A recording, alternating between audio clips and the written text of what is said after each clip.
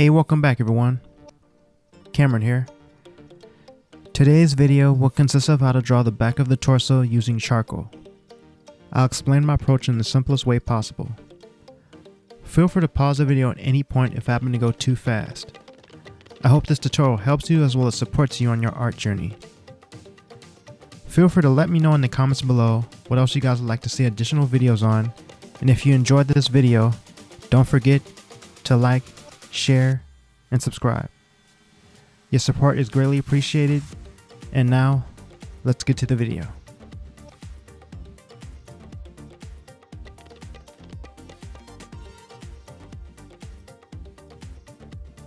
Okay, so firstly we're going to begin by making a rectangle for the upper torso, along with the midsection and the pelvis portion of the torso.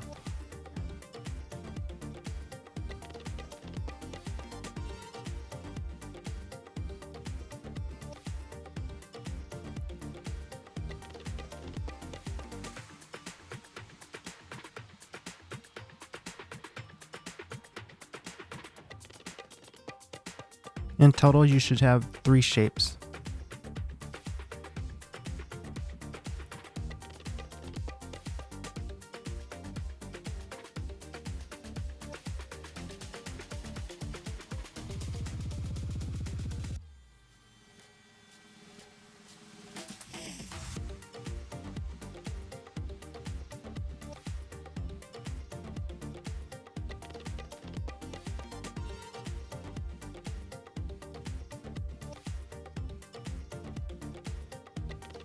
Next, we want to make a center line down the middle, and then we'll make a shape for both the neck and the trapezius muscles.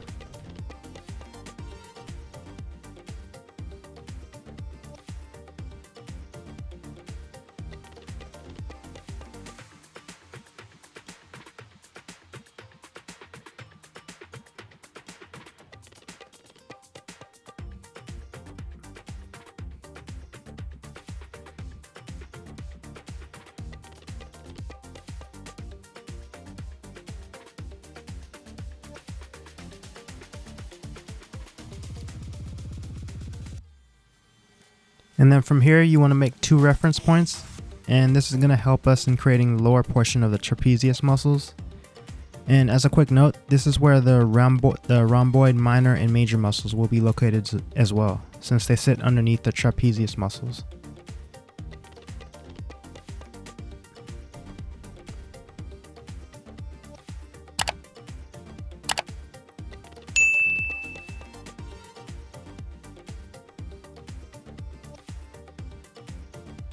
And then next we're going to add the starting points for the latissimus dorsi. And this is going to be fleshed out later as we move forward in the tutorial.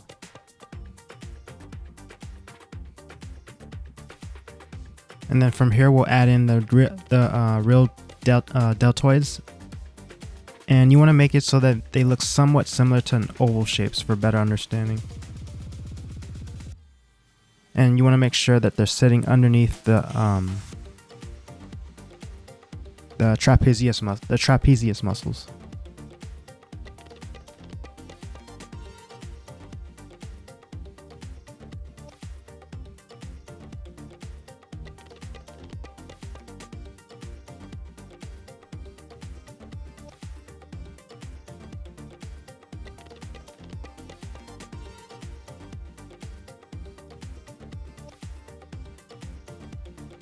And then the muscles that were made just now are called the thoracic lumbar fascia muscles.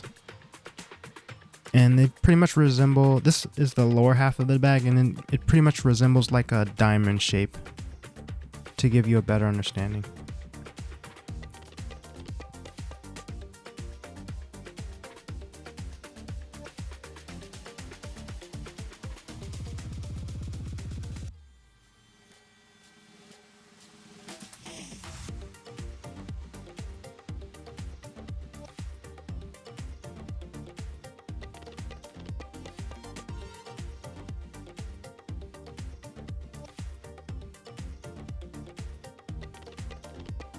And then next, going back up to the shoulders, you want to create the endpoints and close them off so that there's a little hint of the arms.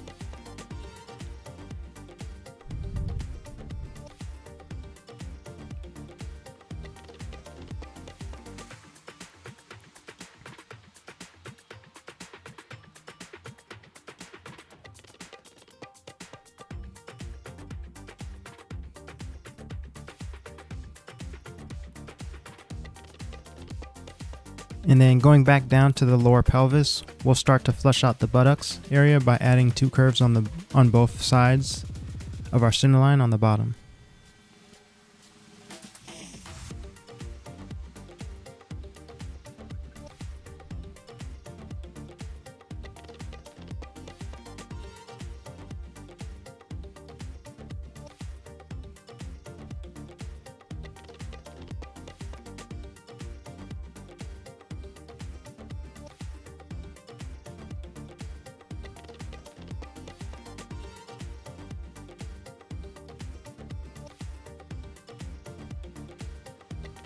And then from here we'll add in the outer portion as well, which will curve inward and then back out again.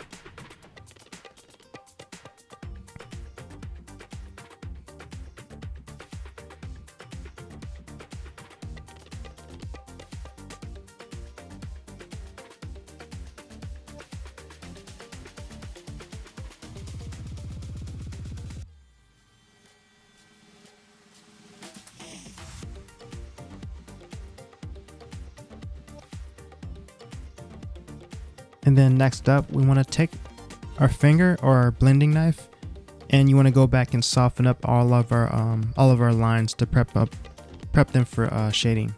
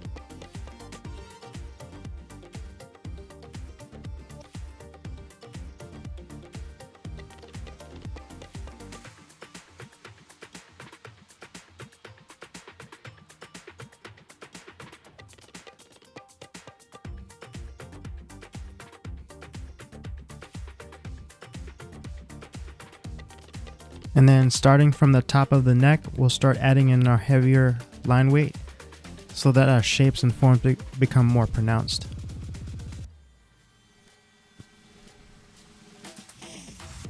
And as a side note, only do this step once you've established your shapes and forms of your drawing, since it can be difficult to erase any mistakes later on.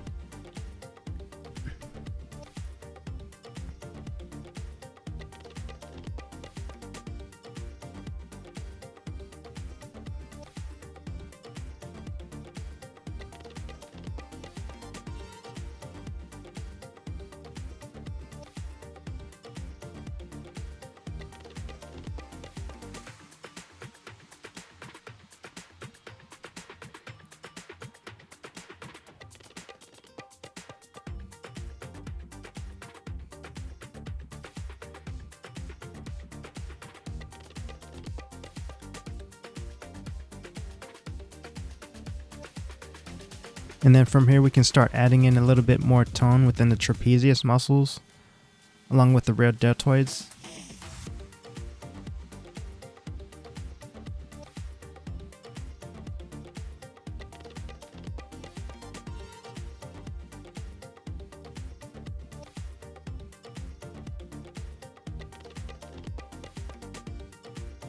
And then we can start to add in the outer border of the latissimus dorsi as well, working our way down to the lower pelvis area.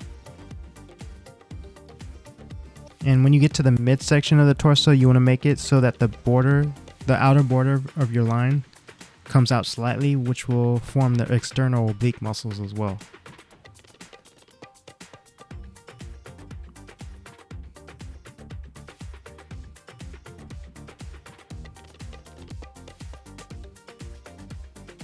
And here we just added some more inner tone within the latissimus dorsi. And this is just basically to give the muscle structure some more depth, so it doesn't look too flat.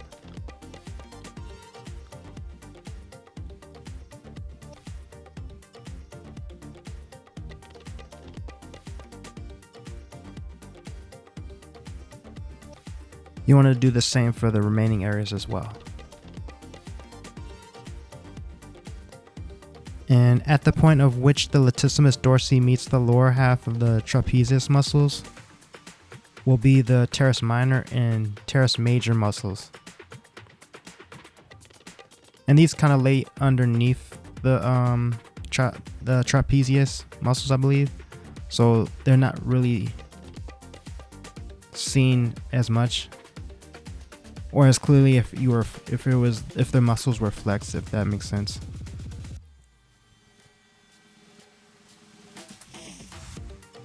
So when flexed, they would be more visible, is what I mean.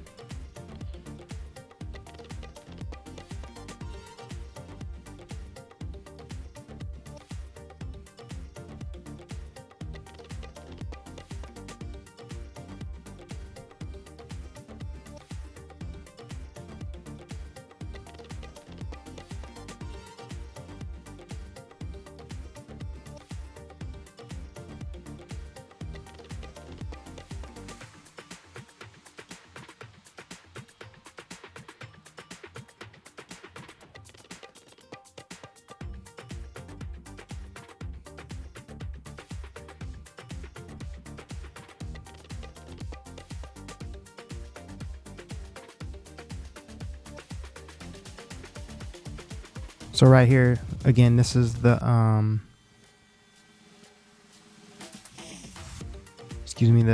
teres major and teres minor I'm drawing right here.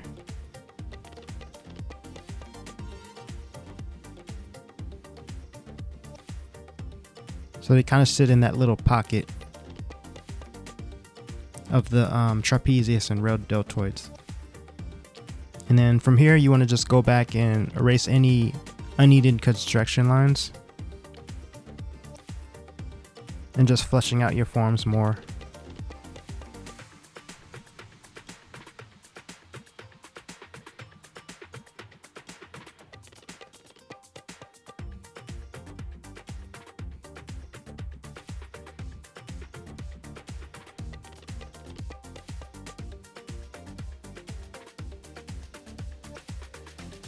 And don't be afraid to use your finger or palette knife to draw in tone as well, since you don't want to use your pencil too much, since it becomes a little too grainy at times. So usually you want to use your finger or palette, or your your tone knife, your shading knife. Excuse me.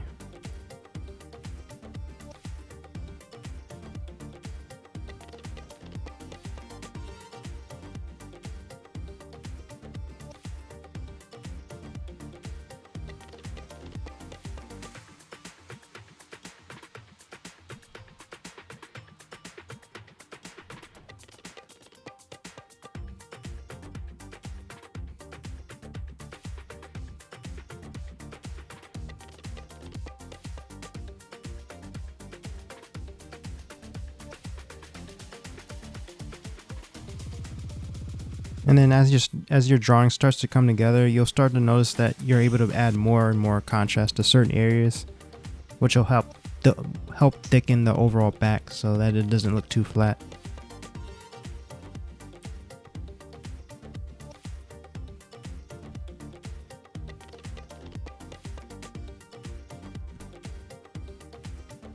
And there were some portions that I probably could have softened a bit more, but this is just to give you the simplest approach in drawing the back and knowing where the muscles are located pretty much.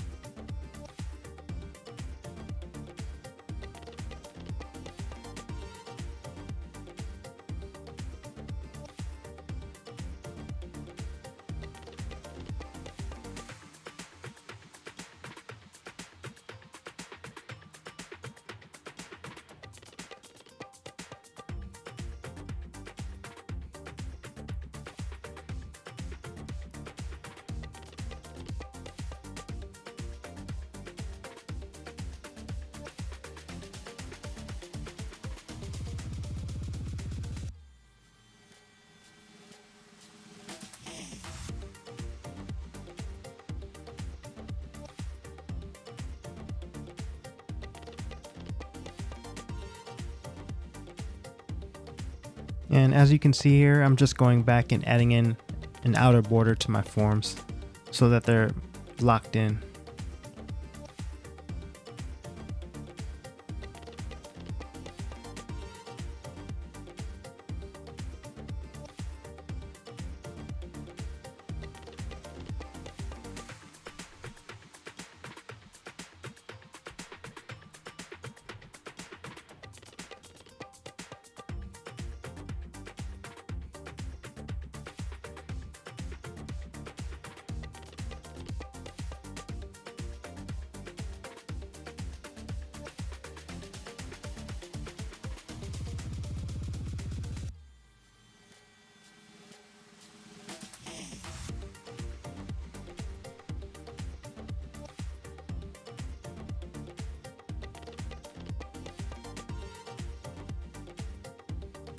And then from here, we're just pretty much cleaning up our drawing.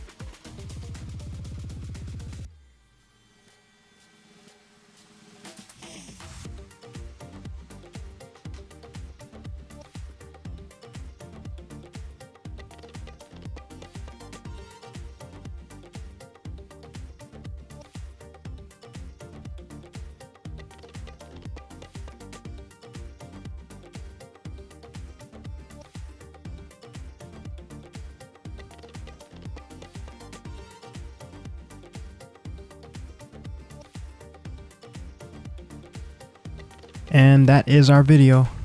I hope this was helpful for you, and take care everyone.